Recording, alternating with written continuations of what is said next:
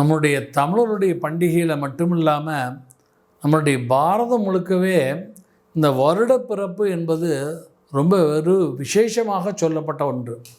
அதில் தமிழ் வருடப்பிறப்பு என்பது சித்திரை மாதம் 1ஆம் தேதி தமிழ் வருடப்பிறப்பு வருகிறது.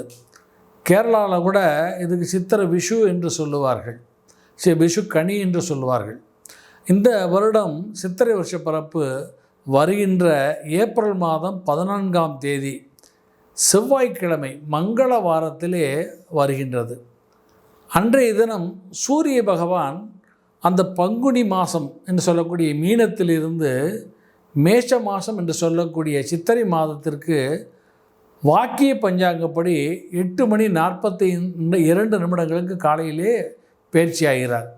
ஆனால் திருக்கணிதப்படி காலையிலே 9:40 பயிற்சி ஆகிறார்.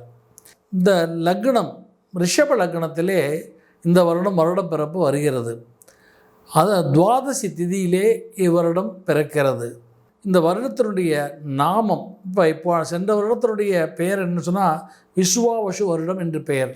இந்த வருடத்தினுடைய நாமம் பராபவ வருடம் என்று பெயர். இந்த பராபவ வருடம் என்கின்ற அந்த புதிய வருடத்திலே இதற்குரிய வெண்பா, அதாவது பலன்களை பற்றி ஒரு பாடல் இருக்கிறது. மிக்க பராபவத்தின் மேதினியில் பின்மழையாம் தக்க பசுக்கள் தலைக்குமே பழிக்காது 4 வகை பல்லுயிர்க்கும் இன்பம் கழிக்காதெனவே கருத்து என்று சொல்லுவேன்பார். இதனுடைய அர்த்தம் என்ன சொன்னால், பராபவ வருஷத்தில் முன்பகுதியில் மழை குறைவு அளவு பெய்யும், பின்பகுதியிலே மழை மிகுந்து பெய்யும்.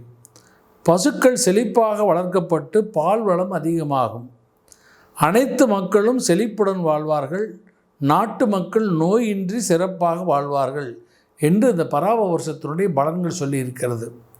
அது மட்டும் இல்லாமல் இந்த வருடத்தினுடைய ராஜாவாக குரு வருகிறார், மந்திரியாக செவ்வாய் வருகிறார், அர்காதிபதியாக சந்திரன் வருகிறார், சஷ்யாதிபதியாக சுக்கிரன் வருகிறார், சேனாதிபதியாக சந்திரன் வருகிறார், ரசாதிபதியாக சூரியன் வருகிறார், தானியாதிபதியாக புதன் வருகிறார், மேகாதிபதியாக சந்திரன் வருகிறார், நீரசாதிபதியாக சுக்கிரன் வருகிறார்.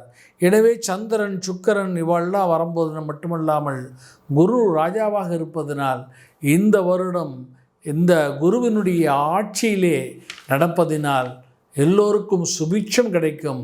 இந்த உலகமே இந்த பாரதத்தை விஸ்வகுரு என்று கொண்டாடி இந்த உலகமே இந்த பாரதத்துக்கு தலைமை தாங்கக்கூடிய ஒரு அமைப்பும் ஏற்படும்.